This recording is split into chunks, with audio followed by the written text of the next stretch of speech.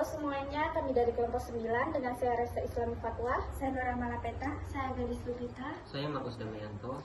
Di sini kami ingin memberikan tutorial menguji data panel menggunakan Fuse. Selamat menyaksikan. Pada video kali ini, kita akan belajar bersama bagaimana cara melakukan regresi data panel serta uji asumsi model menggunakan software Fuse. Pertama-tama siapkan data panel teman-teman, contohnya seperti data keuangan 32 perusahaan selama 5 tahun ini.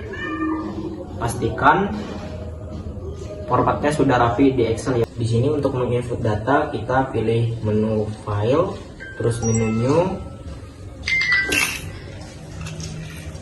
kemudian pilih menu Profile.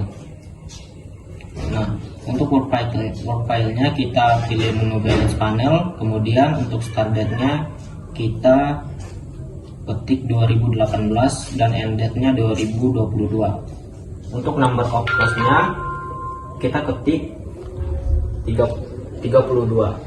Kenapa 32? Karena kami memiliki data perusahaan sebanyak 32. Kemudian klik OK. Nah, di sini kita input data lagi dari file Excel ke file software Fuse.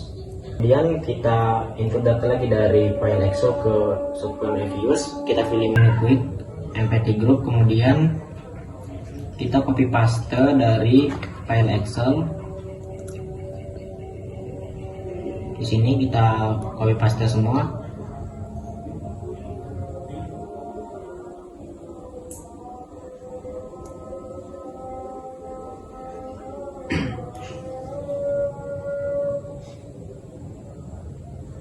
Nah, untuk penamaannya kita ganti, yang ini untuk variabel Y, kemudian X1, kemudian X2, dan X3. Oke, di sini bisa di close saja. Nah, selanjutnya kita akan mencari nilai dari Fuse Effect Model. Pertama-tama kita klik variabel Y, kemudian tekan Ctrl F2 dan F3, terus klik kanan, kemudian pilih Open dan End Equation. Nah, di sini untuk konstantanya kita pindah ke antara variabel Y dan variabel X1. Kemudian panel equation-nya kita cross section-nya kita ganti menjadi fixed. Kemudian klik OK. Nah, di sini sudah terlihat hasil dari Fixed Effect Model. Nah, kemudian kita akan mencari nilai output dari Chow. Kita pilih menu View, kemudian pilih menu Fixed atau Random, kemudian pilih menu Reduction Fixed Effect. Nah, di sini sudah terlihat hasil dari output Chow, dan kami sudah merekapnya pada file Word.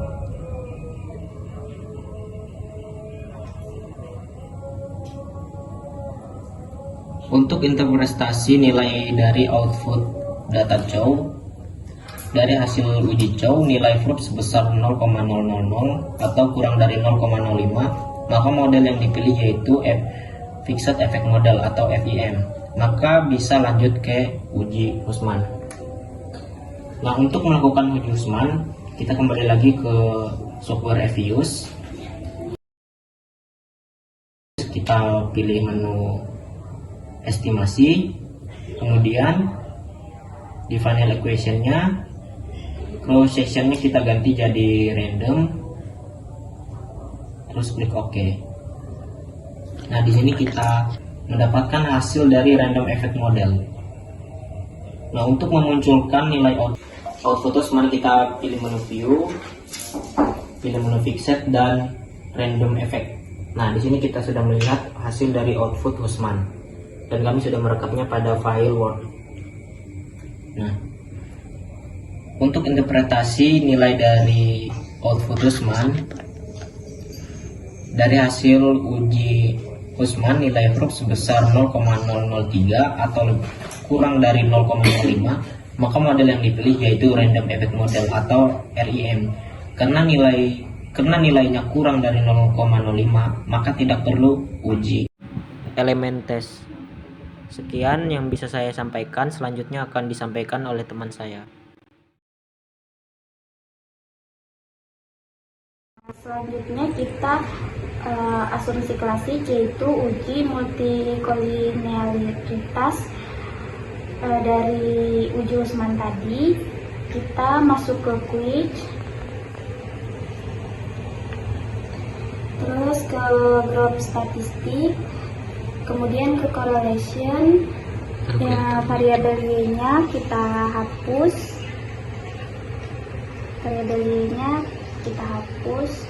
kemudian kita pencet OK. Nah, di sini hasil dari uji multikolinearitas. Nah,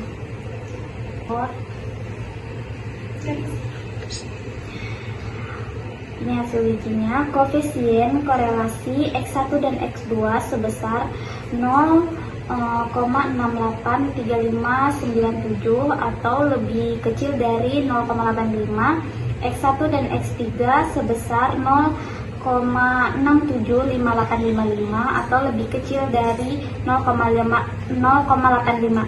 Maka dapat disimpulkan bahwa terbebas multikolinearitas atau lulus uji multikolinearitas. Kemudian kita masuk uji heteroskedastisitas. Kemudian kita keluarin, kita blok ulang Y, X1, X2, dan X3. Kemudian kita buka menu open as equation. Kemudian kita ganti ini C, kita ganti jadi ABS, terus traceid kurung, terus kita tambah C, terus kita panel optisnya kita ganti di crossnya, kita ganti ke Vickers, kemudian kita pencet OK. Nah, di sini hasil dari uji heteroskedastisitas. Kemudian kita buka di Word-nya. Nah, ini hasilnya bisa dilihat. Nilai prof variabel X1 dan X2 sebesar 0,9910, 0,9772 dan 0,8923, yaitu lebih besar dari 0,05. Maka dapat disimpulkan tidak terjadi gejala heteroskedastisitas atau lolos uji heteroskedastisitas. Nah, kemudian ini grafik. Di sini saya akan menjelaskan bagaimana cara mencari grafik ini. Nah, di sini kita ke estimasi, kita ganti yang ABS traceid tadi kita kembalikan ke Y. Hapus dulu, kita ganti ke Y. Kemudian panelnya kita ganti ke Vickers. Oke, di sini sudah diganti.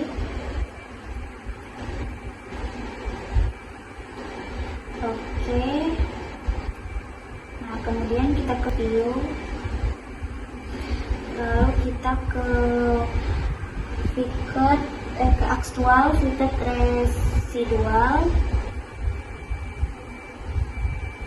Oke. Kemudian ke residual graph. Di sini kita sudah dapat hasil grafik residualnya. Selanjutnya akan dijelaskan oleh teman saya. Baik, kita akan masuk ke interpretasi. Nah, kita akan menganalisis hasil uji T.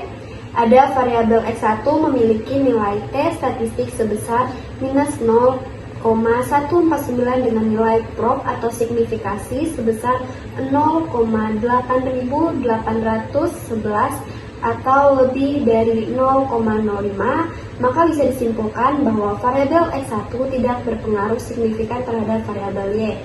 Variabel X2 memiliki nilai statistik sebesar minus 0,046 dengan nilai prop signifikan sebesar 0,9632 lebih dari 0,5. Maka bisa disimpulkan bahwa variabel X2 berpengaruh signifikan terhadap variabel Y. Variabel X3 memiliki nilai T statistik sebesar minus 0,175 dengan nilai prop atau signifikan sebesar 0,8697 atau lebih dari 0,05, maka bisa disimpulkan bahwa variabel X3 tidak berpengaruh signifikan terhadap variabel Y. Sekian dari saya, materi selanjutnya akan dijelaskan oleh teman saya. Baik, di sini saya akan menjelaskan tentang analisis uji data F dan F. Karena datanya sudah ditemukan, jadi saya tidak perlu menguji data lagi. Di sini saya akan menginterpretasikan hasil uji data F dan F. Nilai F hitung sebesar 15,62850 lebih besar F tabel yaitu 3,24 dan nilai C 1,406878 lebih kecil 0,5, maka HO ditolak dan HA diterima. Artinya variabel FDR, NPF, dan BOPO berpengaruh terhadap ROA Bank Umum Syariah di Indonesia. Kemudian nilai adjusted R2 sebesar 15,62850 atau 5789,900. Nilai koefisien determinasi tersebut dari FDR, NPF, dan BOPO mampu menjelaskan variabel ROA Bank Umum Syariah Indonesia sebesar 98,8537%. Sedangkan sisanya yaitu 1,1463% atau 100 sampai nilai adjusted R2 dijelaskan oleh variabel lain yang tidak dimasukkan dalam model penelitian ini. Kesimpulannya, berdasarkan hasil regresi variabel CSR, leverage, dan size tidak menunjukkan pengaruh signifikan terhadap financial distress. Hal ini dapat disebabkan oleh beberapa faktor seperti keterbatasan jumlah sampel, variabel kontrol yang belum dimasukkan, atau kemungkinan bahwa dalam konteks perbankan, faktor lain seperti efisiensi operasional atau kualitas aset lebih dominan dalam menentukan tingkat distress. Baik, itu saja. Terima kasih. Itu tadi tutorial dari kami. Semoga dapat bermanfaat. Rizky Febrian, LP Sukesi, cukup sekian dan terima kasih. Bye-bye.